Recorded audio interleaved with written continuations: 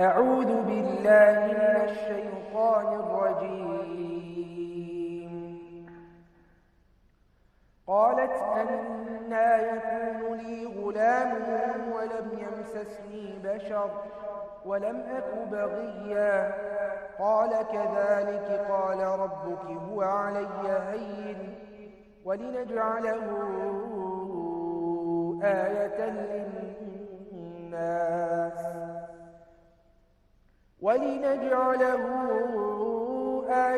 للناس ورحمة منا وكان أمرا مقضيا فحملته فانتبذت به مكانا قصيا فأجاءها المخاض إلى جذع النخلة قالت يا ليتني مت قبل هذا وكنت نسيا منسيا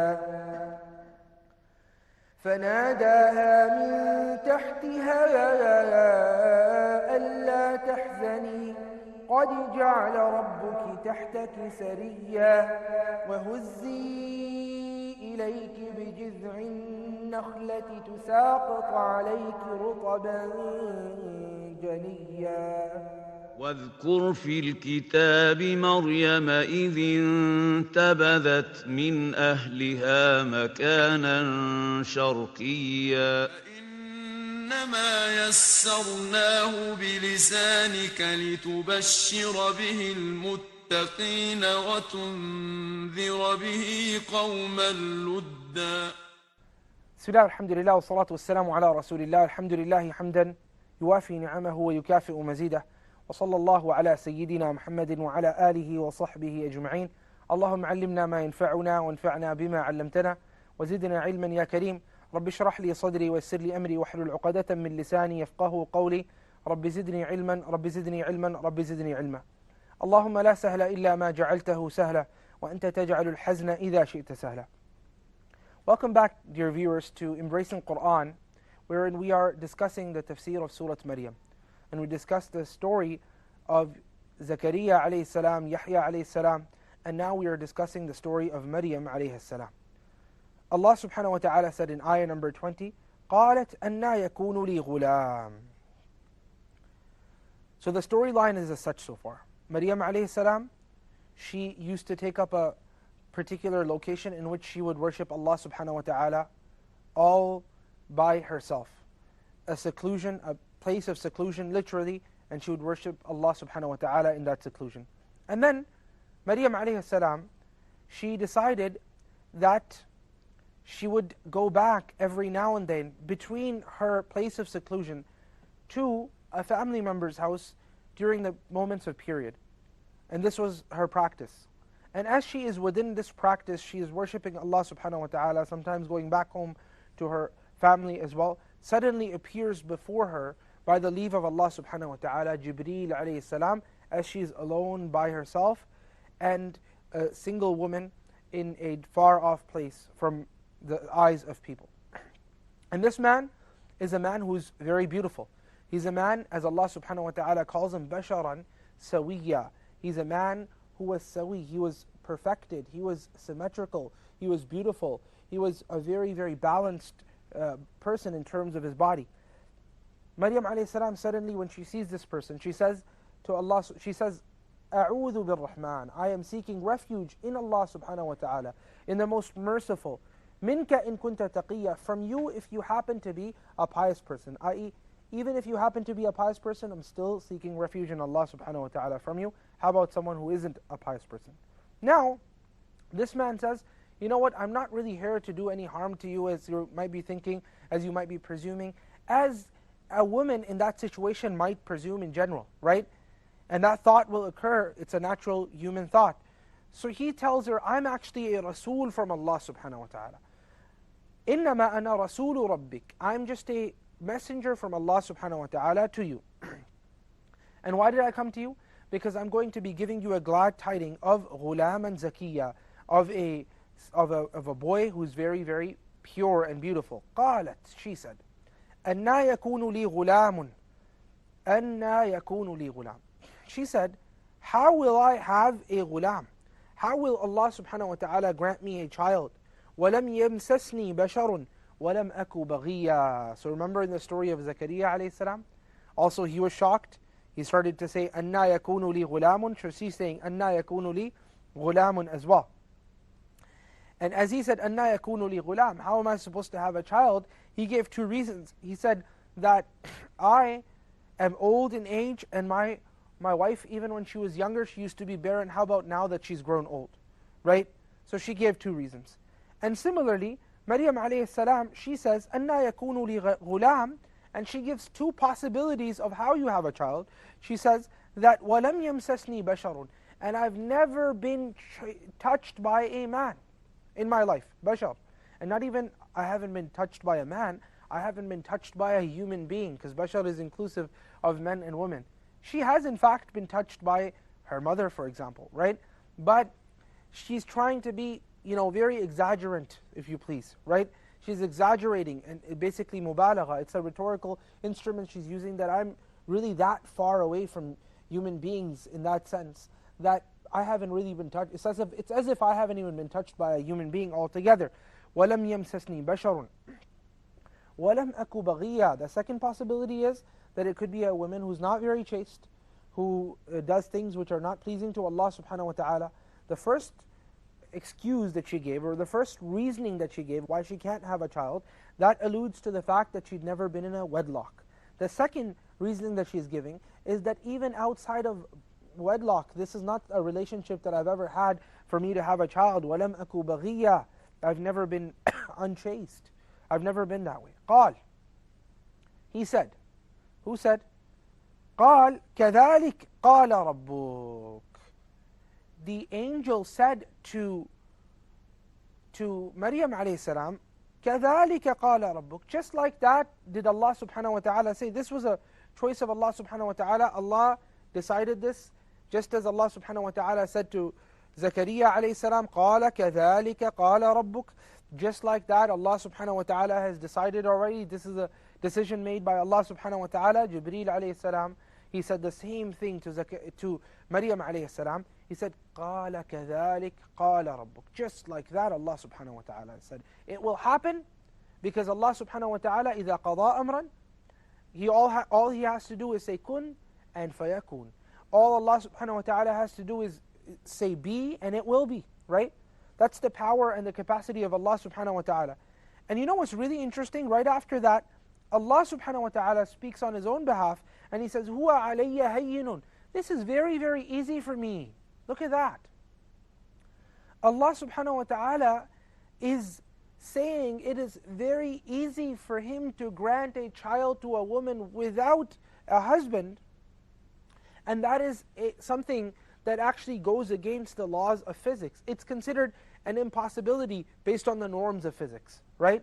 Similarly, it's considered an impossibility for a woman beyond menopause to have a child based on the norms of physics. Allah subhanahu wa ta'ala says something which is an abnormality within the physical laws that I have created, that is easy for me. How about something that is within the laws of physics, right? And this, by the way, is a room basically to breathe for all those husbands and wives who long wish for children. Sometimes we wish for a long time for children and they're just not coming, and sometimes we even give up hope in that regard. But no, you should never give up hope. You have an example of Zakaria alayhi salam, who was basically an old man, 60, 65, 70, 75 years old, according to different counts and narrations. So he's an old man. And even then, he's making dua to Allah subhanahu wa ta'ala, saying, فَهَبْ لِي مِن لَدُنْكَ وَلِيًّا. Grant me a child who will take care of my legacy. Similarly, Maryam alayhi salam, she's a woman by herself. She doesn't even have a husband who's ever touched her, and Allah subhanahu wa ta'ala granted a child to Maryam alayhi salam. Look at that. And all of that, Allah subhanahu wa ta'ala is saying what? That this is very, very easy for me. How about something which is already within the laws of physics of Allah subhanahu wa ta'ala, right? So my advice to the sisters or brothers who happen to have a wish and a desire to have children, make dua to Allah subhanahu wa ta'ala, and Allah will grant you bi'idhnillahi ta'ala. If He deems that best for you. You see, sometimes Allah subhanahu wa ta'ala gives some things to some people because He knows that they will be able to handle it, and that test won't be too difficult for them to bear. Whilst Allah subhanahu wa ta'ala doesn't give it to other people because Allah subhanahu wa ta'ala recognizes in His infinite wisdom that this particular test will not work for this individual. So this is sometimes Allah's decree for the betterment, right? And one of the things you can do to hope for a child is, as Allah subhanahu wa ta'ala tells us in the Quran as well, فَقُلْتُ اسْتَغْفِرُوا رَبَّكُمْ إِنَّهُ كَانَ غَفَّارًا يُرْسِلِ السَّمَاءَ عَلَيْكُمْ مِدْرَارًا وَيُمْدِدُكُمْ بِأَمْوَالٍ وَبَنِينَ وَيَجْعَلْ لَكُمْ جَنَّاتٍ وَيَجْعَلْ لَكُمْ أَنْهَارًا. Allah subhanahu wa ta'ala tells us upon the tongue of His messenger Nuh in Surah Nuh, He says that فَقُلْتُ اسْتَغْفِرُوا رَبَّكُمْ إِنَّهُ كَانَ غَفَّارًا. I said, Nuh alayhi salam said to his people, اسْتَغْفِرُوا رَبَّكُمْ, seek forgiveness from your Lord, إِنَّهُ كَانَ غَفَّارًا, He is the one who is the ever forgiving. يُرْسِلِ السَّمَاءَ عَلَيْكُمْ مِدْرَارًا. Allah subhanahu wa ta'ala will send rain upon you in a very, very large quantity, midrar, a rain which is continuous and a very heavy sort of rain. وَيُمْدِدُكُمْ, and He will grant you what He will couple you together with, He will grant you and He will provide you with Allah subhanahu wa ta'ala will give you amwal, and Allah subhanahu wa ta'ala will give you awlad. وَيُمْدِدُكُمْ بِأَمْوَالٍ وَبَنِينَ. Allah subhanahu wa ta'ala will give you the amwal, the wealth, and Allah subhanahu wa ta'ala will also give you the baneen as well, children. So this is something from Allah subhanahu wa ta'ala. If we do istighfar, that's one of the keys of having children. I personally know many, many cases of parents who are now parents, just a few months ago and so on and so forth, they weren't parents, or just a few years ago rather, they weren't parents, right? Or they didn't have children. And I told them, make istighfar to Allah subhanahu wa ta'ala, and subhanallah, I personally know of stories that came back to me. We've been trying for 3-4 years, we started doing regularly istighfar, Allah subhanahu wa ta'ala granted us a child. This is one of the keys Allah has placed in the Quran for people who are not having children to gain children. Perhaps Allah subhanahu wa ta'ala is keeping children away from you for that reason, that you're not worshipping Allah subhanahu wa ta'ala, you're rather disobedient to Allah, and Allah wants you to be cleaning yourself of the sins by making istighfar. So when you get a child, it is a pure and clean child. This could be a wisdom of Allah subhanahu wa ta'ala, and that's why we make istighfar, so that Allah subhanahu wa ta'ala grants the children. And I assure you, bi'idhnillahi ta'ala, if you make istighfar, and Allah wishes this child for you, and He knows in His infinite wisdom that this child is good for you, Allah will grant it. Because Allah subhanahu wa ta'ala's treasures don't decrease by giving grants to anyone. So, Maryam alayhi salam, she says, I have never been touched by a man, and I was neither baghiyah. And the angel replies back to her saying, كَذَلِكَ قَالَ رَبُّكَ, that's how Allah subhanahu wa ta'ala wished, and that's what Allah wished, and that's what He said. وَهُوَ عَلَيَّ هَيِّنٌ, and He also said that it is very easy for me to grant this child. Easier than that is a child that you may be wanting. وَلِنَجْعَلَهُ آيَةً لِلنَّاسِ, and so that we may make it, i.e. your child, Isa alayhi salam, an ayah, a sign for the people. What is the sign within Isa alayhi salam? Please join us in the next part of this particular episode as we discuss the story of Maryam alayhi salam. Jazakumullahu khairan, wassalamu alaikum wa rahmatullahi wa barakatuh. كتاب أنزلناه إليك مبارك ليدبروا آياته وليتذكر أولو الألباب. كتاب أنزلناه إليك مبارك ليدبروا آياته وليتذكر أولو الألباب. بسم الله والحمد لله والصلاة والسلام على رسول الله. الحمد لله حمدا يوافي نعمه ويكافئ مزيده. وصلى الله على سيدنا محمد وعلى آله وصحبه أجمعين. اللهم علمنا ما ينفعنا وانفعنا بما علمتنا وزدنا علما يا كريم. رب اشرح لي صدري ويسر لي أمري واحلل عقدة من لساني يفقهوا قولي. رب زدني علما رب زدني علما رب زدني علما. Welcome back to your viewers. We are still discussing the story of Maryam alayhi salam, and we left off on the ayah number 21, as Allah subhanahu wa ta'ala said, وَلِنَجْعَلَهُ آيَةً لِلنَّاسِ. As we granted this particular gift to Maryam alayhi salam, one of the reasons why we granted this gift to Maryam alayhi salam was because we wanted to make it a ayah, we wanted to make it a sign for the people, and we wanted to make it also a mercy for the people as well. What does that mean? that Allah subhanahu wa ta'ala wanted to make this child a sign for the people. And Allah subhanahu wa ta'ala wanted to make this child a mercy for the people as well.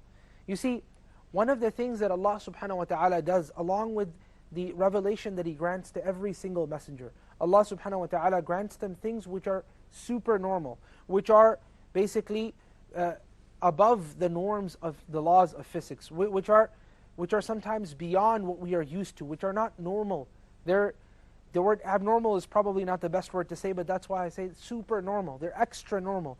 They are against the laws of physics at times, but they're still intellectually considered possible.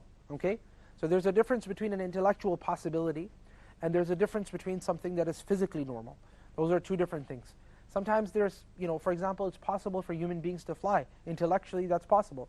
But there's a difference between the intellectual possibility and the norm that Allah subhanahu wa ta'ala has created the human existence on, right?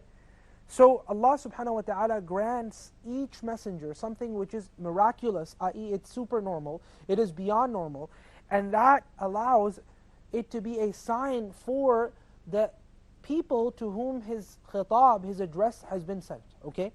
So if Isa alayhi salam was sent to bring the lost sheep of Israel out of their misguidance that they were in, then He's granted a sign so that people don't end up confusing Him for a con artist. People don't end up thinking that this person is really not a messenger, whilst Allah subhanahu wa ta'ala has really made him a messenger. So that's why Allah subhanahu wa ta'ala made the very birth of Isa alayhi salam a miraculous birth. وَلِنَجْعَلَهُ آيَةً لِلنَّاسِ, so that we may make him ayah لِلنَّاسِ. وَرَحْمَةً مِنَّا, and also a rahmah from us.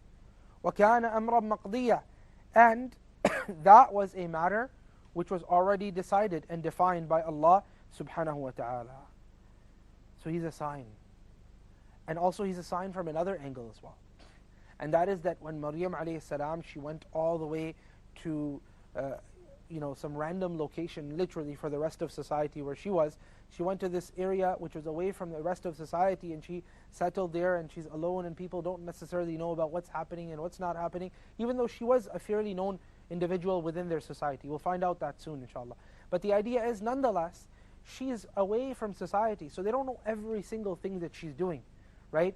So Allah subhanahu wa ta'ala granted her a sign, and that was Isa alayhi salam, ayatan linnas, so that people don't accuse her of fornication or other things. One of the signs that of Isa alayhi salam, which he started his life off with, will be coming very soon. And that was the sign by which Maryam alayhi salam basically had a proof against the rest of her society who may be attempting to accuse her of something which she is much, much beyond and much, much above, and she's much more pure from that, right? Ayatan linnas. وَرَحْمَةً مِنَّا, and also a mercy from Allah subhanahu wa ta'ala. The fact that Allah subhanahu wa ta'ala sends down signs, that in and of itself is a mercy from Allah to His creation, because Allah subhanahu wa ta'ala could have created the creation and left them without any guidance. But Allah subhanahu wa ta'ala created the creation. Allah granted the guidance. And in addition to granting the guidance, Allah subhanahu wa ta'ala also brought signs about, and those signs were there for what reason? Those signs were there so that the guidance that Allah subhanahu wa ta'ala sends through the messengers, that becomes known to people, and they actually accept that guidance. Allah subhanahu wa ta'ala says that وَكَانَ أَمْرًا مَقْضِيًّا, and this matter was already decided, and this matter was already defined. فَحَمَلَتْهُ فَانْتَبَذَتْ بِهِ مَكَانًا قَصِيًّا. So when this decision occurred, and Allah subhanahu wa ta'ala allowed for the child to be in the womb of Maryam alayhi salam, right? وَمَرْيَمَ ابْنَةَ عِمْرَانَ الَّتِي أَحْصَنَتْ فَرْجَهَا فَنَفَخْنَا. So Allah subhanahu wa ta'ala speaking about Maryam alayhi salam, He said, وَالَّتِي أَحْصَنَتْ فَرْجَهَا فَنَفَخْنَا فِيهِ مِنْ رُوحِنَا. That also the one who had preserved her chastity, أَحْصَنَتْ فَرْجَهَا. So we ended up doing what? We ended up blowing into that woman, i.e. Maryam alayhi salam, so that she may bear this child. And what that means is Allah subhanahu wa ta'ala sent down Jibreel alayhi salam. And Jibreel alayhi salam came and blew into Maryam alayhi salam. Okay, there's different narrations about how it happened, but we don't have the details from sources which we can actually rely upon, right? But some of the details that we have, some of the narrations say that Jibreel alayhi salam was standing far away and he blew, and the wind ended up taking the thing that Jibreel alayhi salam blew into Maryam alayhi salam, and it placed it into her body, and then she bore the child from this. And there's many other narrations on how it happened and so on and so forth, but in reality, Allah subhanahu wa ta'ala chooses the most important segments of the story, and the ones which are not so important, Allah subhanahu wa ta'ala skips them out, right? Allah subhanahu wa ta'ala doesn't share them with us. And the reason for that is because every time we read a story within the Qur'an, we should be concerned about the aspects of the story which are the most concerning to us. We know Jibreel alayhi salam blew, how it happened, where we know, but how it happened, that's not really a big deal, so we don't need to get into that. How old was Maryam alayhi salam when all this happened? Some of them, they said she was 10 years old, others, they said she was 13 years old, some said she'd only been through 2 periods this far, and so on and so forth. Allahu A'lam. I mean, these details are not, we haven't been commissioned by Allah subhanahu wa ta'ala to look into these details, but what we have been commissioned by Allah subhanahu wa ta'ala is the clear guidance He's granting to us within the Qur'an. We look into that as deeply as possible. All we know is وَكَانَ أَمْرًا مَقْضِيًّا. That was a decision from Allah subhanahu wa ta'ala. So when she bore the child, فَحَمَلَتْهُ فَانْتَبَذَتْ بِهِ مَكَانًا فَحَمَلَتْهُ فَانْتَبَذَتْ بِهِ مَكَانًا قَصِيًّا. So when she bore the child, she ended up going into another seclusion, far, far away also from society, because you know what this was going to do, right? This was going to raise fingers on her, chastity, even though she's the known person for chastity. فَأَجَاءَهَا الْمَخَاضُ إِلَى جِذْعِ النَّخْلَةِ فَأَجَاءَهَا.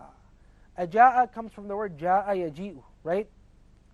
And that's not necessarily a common word, أجاء يجيء, but it's a word used nonetheless in the Qur'an, and basically what that means is it compelled her to go in a certain direction. فَأَجَاءَهَا الْمَخَاضُ. So the throes of the pain that she was going through, the convulsion of the pregnancy, the contractions that were occurring, those things, they ended up delivering her to a distant place. And what was that place? إِلَى جِذْعِ النَّخْلَةِ. There was a specific palm tree that was perhaps known to them. It was like a location, sometimes you have a big tree or a small tree or this or that, and people say, well, that tree down there, and take a right? So she ended up going then to a tree, and she stayed there. فَأَجَاءَهَا الْمَخَاضُ. The contractions and the pain of childbirth and delivery, they started to come, right? And she went and sat by this tree. Now, one of the things that I noticed in this particular verse here, and I haven't seen scholars clearly mention this, but sometimes, subhanAllah, if you look through the Qur'an, you'll find within it guidances that, that aql cannot even sometimes accept the fact that Allah subhanahu wa ta'ala had mentioned this 1400 years ago, except that it has to be from a divine source, right? So Allah subhanahu wa ta'ala places hints for almost everything within the Qur'an. So one of the things that I noticed from this verse is that Allah subhanahu wa ta'ala mentioned she ended up going to jid'in nakhla. She ended up going to a tree, okay? And the scholars of tafsir, they mentioned the reason why she was doing that was because she wanted a place, she wanted like something that she can hold on to while she's giving birth, okay? Now of course a tree is vertical, right? A tree is vertical. And we know that in childbirth, women normally, especially nowadays, normally lie down on their backs in a hospital and they give birth like that. But one of the practices that occur still till today in many parts of the world, and many doctors also encourage this practice, is the squatting childbirth, right? Where the woman literally stands up and gives birth to the child while she's squatting, or not standing, squatting, right? And the position that you can be in whilst you're before a tree is almost that same position that the squatting childbirth will be, right? And that's the reasoning that the Mufassirin give, that she went there to hang by the tree as she gave the birth. But of course they didn't detail that other part, so perhaps this is referring to the squatting childbirth, and this is, as I said, a practice that is encouraged by doctors. It makes it easier for the child to come out, the gravity sort of pulls the child. فَأَجَاءَهَا الْمَخَاضُ إِلَى جِذْعِ النَّخْلَةِ قَالَتْ يَا لَيْتَنِي مِتُّ قَبْلَ هَذَا. She said, يَا لَيْتَنِي مِتُّ قَبْلَ هَذَا. Oh, how I wish that I died before this.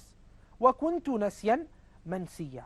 And I was, a woman who was نَسْيًا مَنْسِيًّا. I was someone who was forgotten. مَنْسِيًّا, forgotten even further, right? There's different narrations of this verse.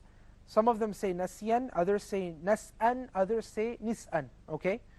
So, all of them come to a similar meaning. And I'll tell you the difference between them as well, okay?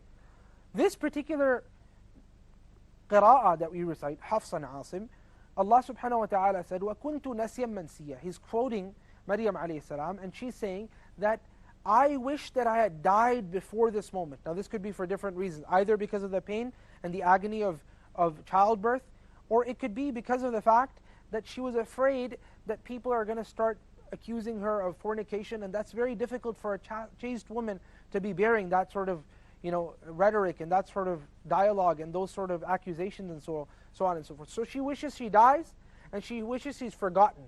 Nasyan, meaning she's forgotten. Mansiya, even further an emphasis on the word nasyan. Forgotten, and forgotten to the power of 2. Okay? However, nas'an and nis'an means something else. And that means that, sometimes if you have a shortage of milk, what some families will do, and people do this, right? They'll mix the milk with water to have a larger quantity. Now what happens is the milk literally becomes watered down, as we say, right? So a lot of the things that are within the milk, they get lost. Similarly, in a society, a person may get lost within society because there's thousands of people if he's not someone known to society. However, Maryam alayhi salam was known for her piety and her chastity within her society, and she was now wishing from Allah subhanahu wa ta'ala that she becomes a nobody, known to no one within society. So even if this happened, people won't accuse her of having committed fornication or something like that. Of course, she was pure and chaste from that altogether. I ask Allah subhanahu wa ta'ala to grant us the tawfiq to practice, to convey. Please join us in the next episode as we continue to discuss Surah Maryam with the story of Maryam alayhi salam. Wassalamu alaikum wa rahmatullahi wa barakatuh. واذكر في الكتاب مريم إذ انتبذت من أهلها مكانا شرقيا وهزي إليك بجذع النخلة تساقط عليك رطبا جنيا فإنما يسرناه بلسانك لتبشر به المتقين وتنذر به قوما لدا